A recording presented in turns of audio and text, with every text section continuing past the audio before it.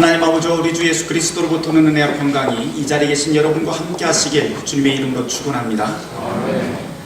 오늘은 우리 교회가 감사절로 지키는 날입니다. 우리 옆에 분들 쳐다보면서 한번 인사하도록 할까요? 감사합니다.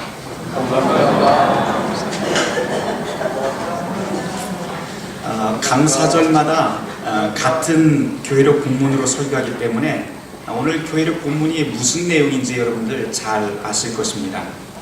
10명의 나병 환자가 치료받았지만 한 사람만 돌아와 예수님께 감사했다는 내용이지요. 나병은 우리가 문둥병 또는 한센병이라고 부르는 그런 피부 조직이 괴사에 들어가는 그런 병입니다. 10명의 환자가 모두 치료받았습니다. 그런데 오직 한 명만 돌아옵니다. 그런데 곰곰이 생각하면 참 이상해요. 왜 한 명만 돌아왔을까요? 나머지 9은 도대체 어디로 갔을까요? 17절 말씀에서 예수님은 바로 이 질문을 하고 있습니다. 이 구절을 읽으면서 퍼뜩 먼저 드는 생각은 돌아온 한 사람만 좀 착하고 나머지 9은 다 나쁜 놈들 아닌가 라고 하는 생각부터 듭니다. 그런데 예수님께 돌아오지 않은 9명은 진짜 우리가 그렇게 생각하듯 나쁜 놈이었을까요? 성경을 묵상하면 묵상할수록 아닐 수도 있겠구나 라고 하는 생각이 좀 듭니다. 저라도 만일 저기 치료받은 10명 가운데 한 명이었다면 나도 역시 돌아오지 않을 가능성이 상당히 농후하겠구나 라고 생각을 해보았습니다. 그 이유를 좀 오늘 본문에서 좀 멀찌감치 떨어져서 한번 생각해 볼까요? 오늘 누가복음 17장 14절 말씀을 함께 여러분들이 곰곰이 한번 보시기를 바랍니다. 예수님께서는 예수님을 찾아온 이 10명의 사람들을 그 자리에서 즉각 치료해 주시지 않습니다. 어디로 보내요? 제사장에게 보냅니다. 왜냐하면 유대인들 생각에 나병이라고 하는 것은 하늘이 내린 저주라고 여겼고 오직 하나님만 이 병을 치료할 수 있다고 생각을 했지요. 그래서 혹여라도 완치가 됐다 하면 그 확인은 오직 하나님과 가장 가까이 있는 제사장들만 그 완치 판정을 할 수 있다고 생각했던 것입니다. 이런 이유 때문에 유대인들은 자기들의 율법에 바로 이것을 규정을 해놓았는데요. 문둥병이 치료받으면 제사장에게 몸을 보이라고 하는 것입니다.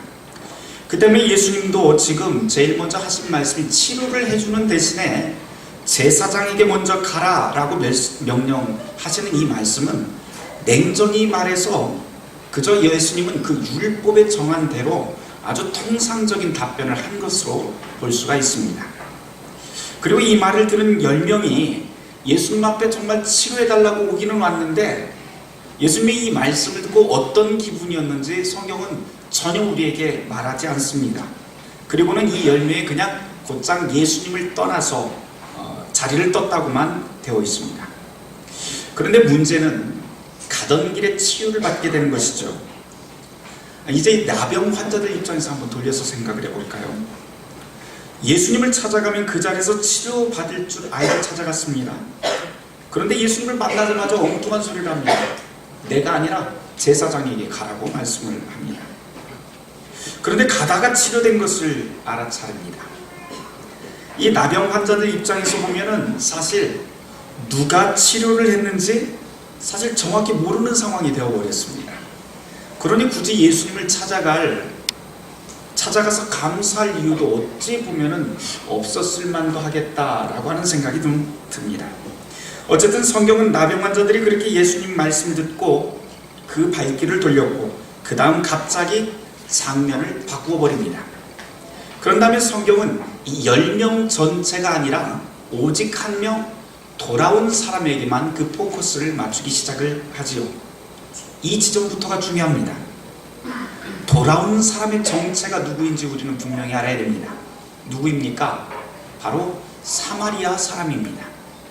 그 한 사람만 예수님께 돌아와서 엎드려 감사하고 있지요. 그런데 그 9은 도대체 어디 있을까요? 성경이 침묵을 하기 때문에 도대체 이 사람들이 어디 있는지는 알 수가 없지만 추측을 해보자면 치료된 그 기쁨 때문에 환호하면서 그동안 만나지 못했던 사람들 좀 만나서 나 치료됐다고 가족에게로 동네 사람에게로 돌아가지 않았을까 생각을 해봅니다.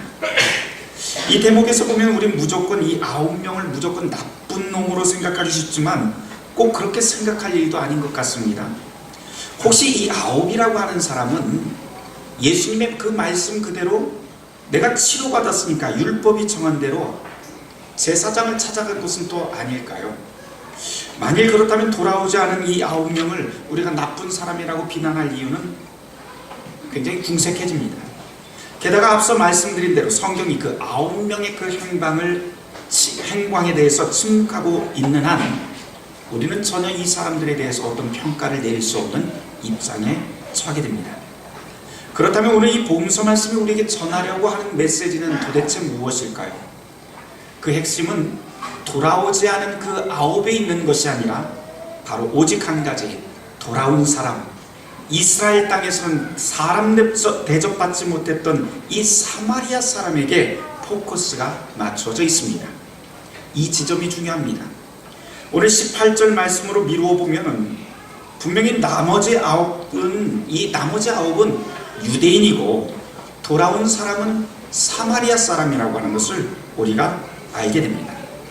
아주 기막힌 내용이 이 안에 숨겨져 있습니다. 유대인과 사마리아 사람은 서로 상종하지 않는 것이 보통이었습니다.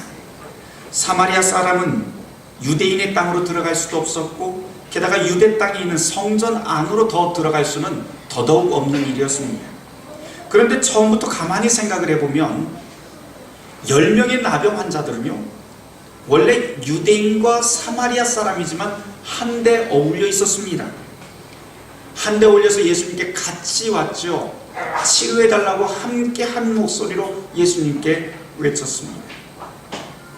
가만 생각해보면 유대인과 사마리아 사람의 구별이 없었습니다.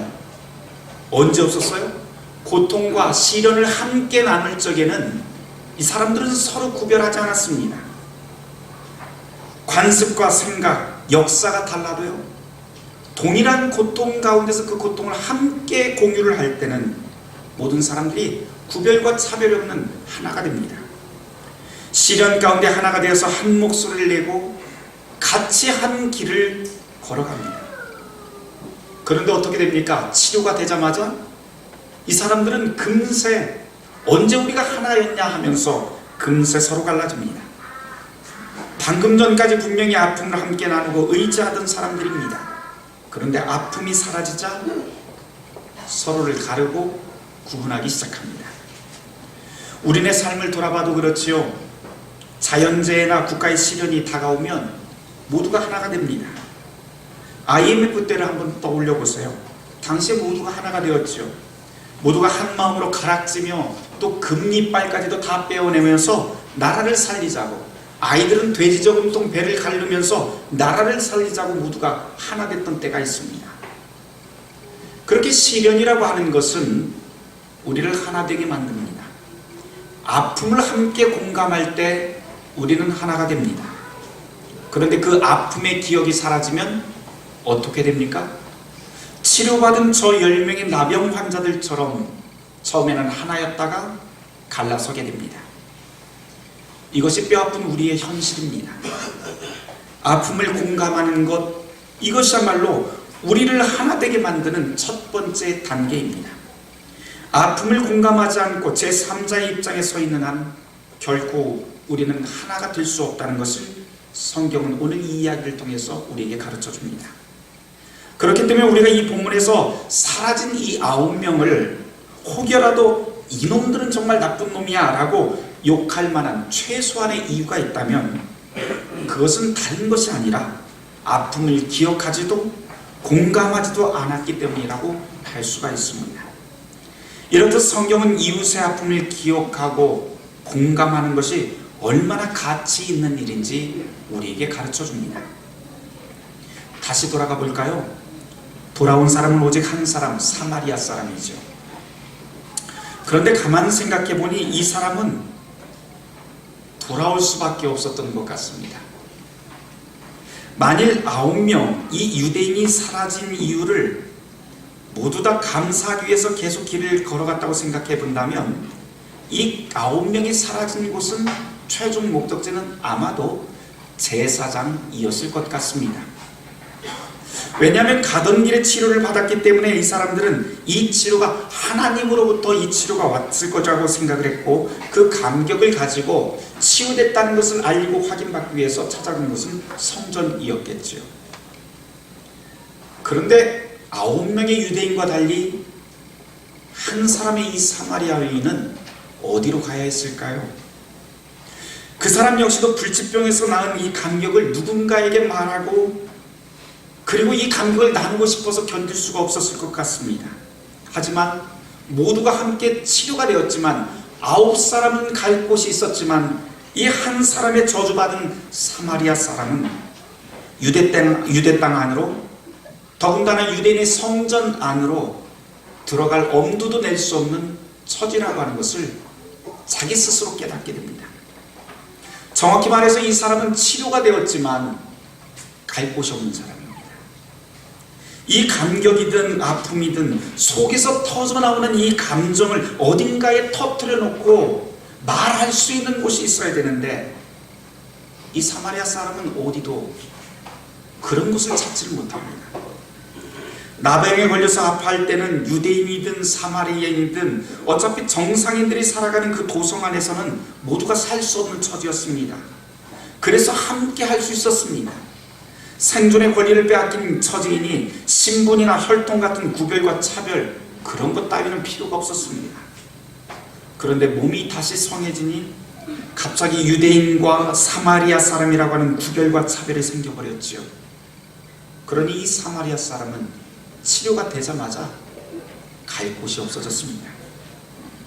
그러나 성경은 이렇게 갈 곳 없는 사람에게도 아직 기댈 곳이 있다고 우리에게 가르쳐 줍니다. 어디입니까? 바로 예수님입니다. 이것이 바로 오늘 우리에게 선포되는 복음입니다. 갈 곳 없는 사람, 의지할 곳 없는 사람, 절망한 사람들이 기댈 최후의 보루가 바로 예수 그리스도라고 하는 것을 오늘 이 10사람의 사건을 통해서 우리에게 가르쳐 줍니다. 예수님은 이렇게 기댈 곳 없는 사람들을 따뜻하게 맞아주시고, 그리고 그들을 품에 안으시며 구원을 선포해 주십니다. 그렇게 찾아온 사람들에게 예수님이 이런 말씀을 하시죠. 일어나 가라, 내 믿음이 너를 구원하였느니라. 이 구절은 예수님의 치유 그리고 구원이 무엇인지 분명하게 보여주는 대목입니다. 단지 치료받은 그 기쁨으로 끝나는 것이 아니라 일어나 새로운 미래를 향해서 걸어가는 것, 그것이 바로 주님이 우리에게 말씀하신 구원입니다. 종교개혁자 루터가 이런 말을 한 적이 있어요. 그리스도인은 상호 후견인이 되어야 됩니다. 서로 도와주는 사람이 되라고 하는 것이죠. 정결한 부인은 매춘부의 후견인이 되어야 됩니다. 경건한 시의원은 도적의 후견인이 되어야 됩니다.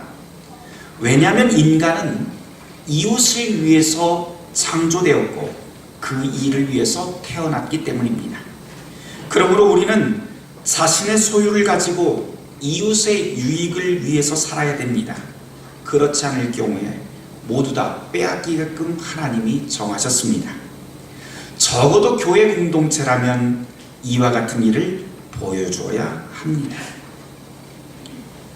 예수를 따르는 제자 공동체, 주님의 몸이라고 자부하는 교회 공동체가 바로 이런 곳이어야 되지요.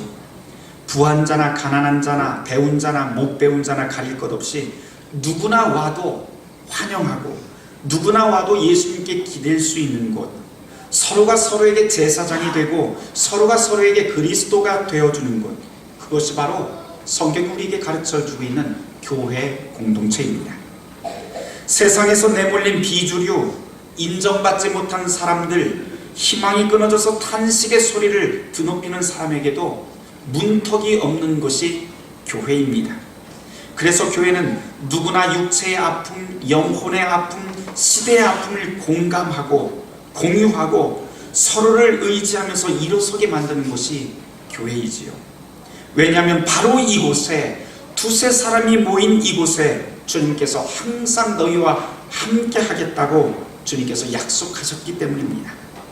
그분의 말씀과 성령이 우리 모두를 새로운 미래로 일어나 걸어가게 만들기 때문이죠.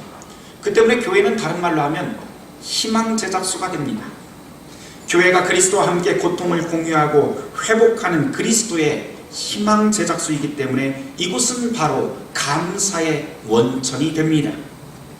사랑하는 성도 여러분, 오늘은 한 해의 신앙을 돌아보며 갈무리하는 감사절입니다. 지난 한 해를 여러분들 한번 돌아보세요. 우리는 지난 한 해를 어떻게 살아왔는지요? 그리고 어떤 마음으로 오늘 이 감사절의 예배에 문을 열고 들어와서 여러분이 이 자리에 앉아 계시는지요? 어쩌면 오늘 이 자리에는 정말 말 그대로 감사와 기쁨 그리고 설레임의 마음을 가지고 이 자리에 오신 분들도 있을 테고, 또 어떤 분은 나병 환자 10명처럼 무너져버린 몸과 영혼을 이끌고 이 자리에 오신 분도 있을 테고, 또 어떤 사람은 치료받았지만 치료받은 그 한 명의 사마리아인처럼 속마음을 어디에도 털어놓지 못한 채 이 자리에 오신 분들도 있을 것 같습니다. 괜찮습니다. 모두 다 괜찮습니다. 잘 찾아오셨습니다. 왜냐하면 바로 이곳이 주님의 그 위로와 평강이 여러분에게 약속된 자리이기 때문입니다. 주님은 그렇게 찾아온 저와 여러분 모두에게 다시 한번 복음의 말씀을 선언하십니다. 일어나 가라. 내 믿음이 너를 구원하였다. 주님의 이 말씀이 우리의 감사의 제목 그리고 우리의 회복에 그 힘이 되시길 주님의 이름으로 축원합니다. 아멘. 한 가지만 더 말씀드리고 마치려고 해요. 오늘 우리 교회가 감사절을 맞아서 특별히 감사할 제목들이 참 많은 것 같습니다. 오늘 그동안 만나고 싶어도 만날 수 없었던 교회 식구들이 간간히 눈에 보입니다. 특별히 우리 강윤식 권사님이 오랜만에 이렇게 찾아오셨고 참 감사합니다. 우리 강윤식 권사님 오신 분들 큰 박수.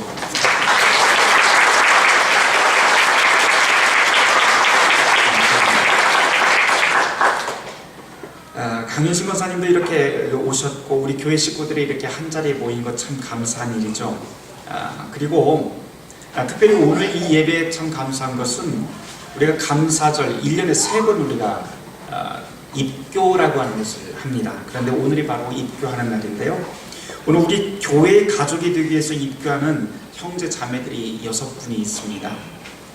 교회의 가족이 된다는 것, 그것은 다른 말로 하자면 오늘 이 본문의 말씀과 같이 기쁨과 그 아픔을 함께 교회 공동체에 함께 나누고 살아간다고 하는 의미가 들어있죠. 어제 제가 입교 교육을 하면서 함께 모여서 이런저런 이야기도 하고 또 식사도 같이 하면서 여러 이야기들을 입교하시는 분들의 이야기를 참 귀담아 가슴속 깊이 좀 새겼습니다.